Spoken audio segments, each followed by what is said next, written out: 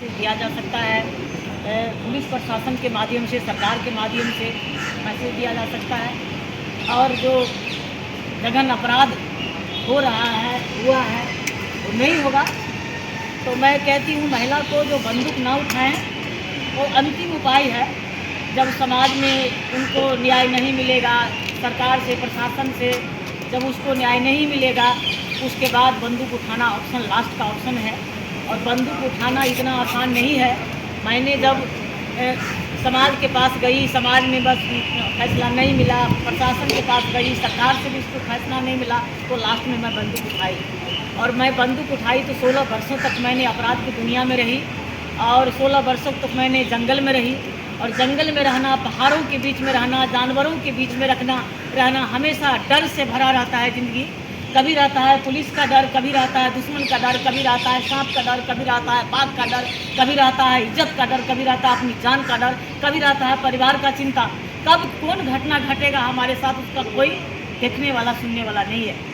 तो इसीलिए डाकू बनना, और डाकू को जीवन में, जैसे कि अभी तो फिल्मी दुनिया में दारू पीना, मांस खाना फिल्मी दुनिया में, फिल्म में तो देखने को मिलता है, लेकिन जो असली डाकू का जीवन होता है, न ही उसमें नाच तमाशा देखने को मिलता है, नहीं दारू मांस मिलता है, कुछ नहीं मिलता है।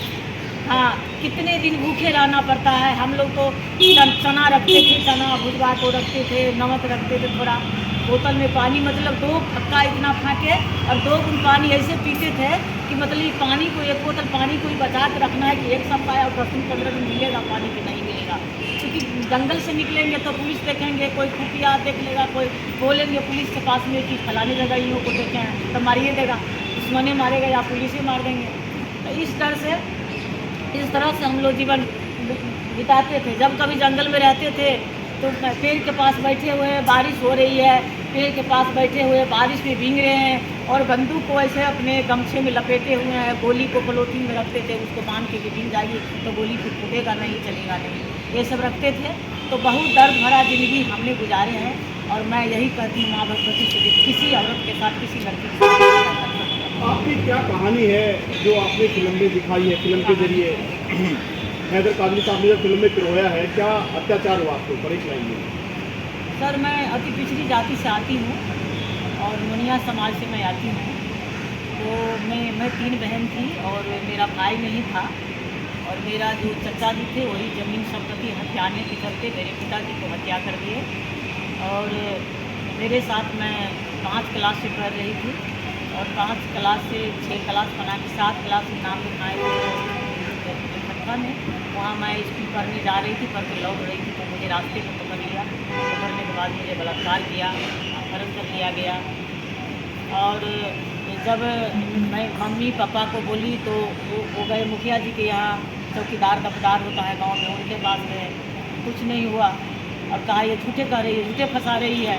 अब वो कहानी अपन फिल्मों में देखेंगे ना। उस टाइम तो मतलब गरीब लोग का कोई सुनता ही नहीं था, तो इसीलिए ये सब हुआ। और उसके बाद जो है सो जितना घटना घटी, उसके बाद कहीं नहीं हुआ। केस उस वक्त थाना पर गए, वो भी गाली भी देने लगे, दरोगा जी भगा दिए वहाँ से, केस उसने लिए। उसके बाद लास्ट में डाकू बन गए, और डाकू बनने के बाद बस यही कहानी है, जो कहानी है आगे कहानी फिल्म में देखी।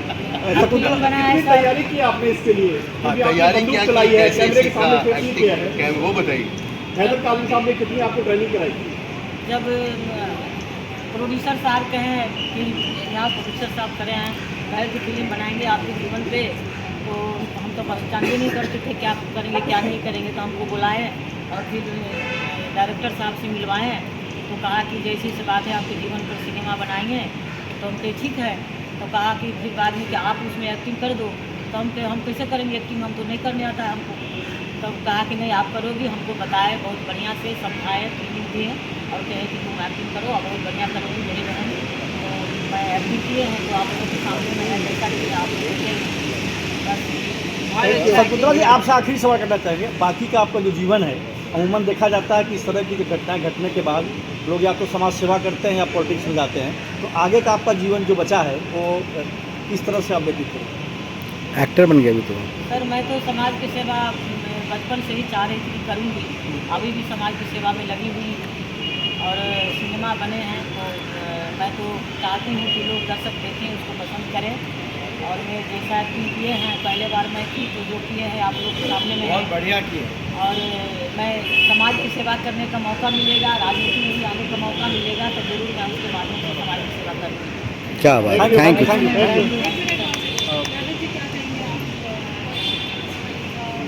मैंने शकुंतला एक बहुत अच्छा एक्सपीरियंस रहा है हम सबों के लिए। हैदर भाई थे साथ में, पिंटू जी थे, श्रावण जी थे, उपेंद्र कुमार है जो हमारे प्रोड्यूसर नहीं आए यहाँ पर सबने मिलकर मूवी प्रोड्यूस की है। इसका जो बेस थी स्टोरी पर तो बहुत अच्छा लगा इसका।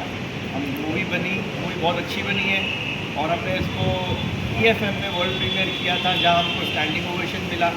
फिर हमने इसको कैन में ले गए, कैन में हमको बहुत अच्छा इसका मिला और इंटरनेशनल बहुत कोलैबोरेशन हुआ है। और ये मूवी अभी वर्ल्ड वाइड रिलीज़ करेंगे और इंटरनेशनल प्लेटफॉर्म पे भी करेंगे। और मूवी बहुत रस्टिक है, बहुत रॉ है और बहुत जैसी रियल लाइफ मूवी होती है वैसी है। इसका USP है कि जो ओरिजिनल बैंडिट है उन्होंने अपना रोल किया है, साथ में प्रतिभा जी है, साथ में ओमकार दास जी हैं, अभिमन्यु सिंह है, हैदर काजमी जी का रोल लाजवाब है, अभिमन्यु ने बहुत अच्छी एक्टिंग की है। तो आई थिंक ये तो आप लोग जब देखोगे तो मूवी के बारे में बताओगे। और इसकी म्यूज़िक जो है डायमेंशन म्यूज़िक पर है तो हम इसका प्रमोशन शुरू करने वाले हैं और बहुत अच्छे से और बहुत बढ़िया प्रमोशन शुरू होगा। I think everybody should see the movie. Thank you. Sir आप क्या कहना चाहेंगे? प्रोड्यूसर साहब बोलिए बोलिए बोलिए। अरे जी, क्या आप इस फिल्म को लेकर क्या कहना चाहेंगे? किस तरह से आप ये फिल्म लाइन का तो हम लोग जानते नहीं थे, लेकिन थोड़ा आगे आइए, थोड़ा सा आगे आइए। देखिए मैं कहना चाहता हूँ ये पिक्चर की शुरुआत पिंटू जी ने की। इनकी हिम्मत नहीं होती तो ये पिक्चर कंप्लीट नहीं होती। क्या बात। ये हमें मिलाने वाले कुछ व्यक्ति थे जो इनको पूरा लेकर घुमाते थे पटना, मुंबई, जहाँ तहाँ।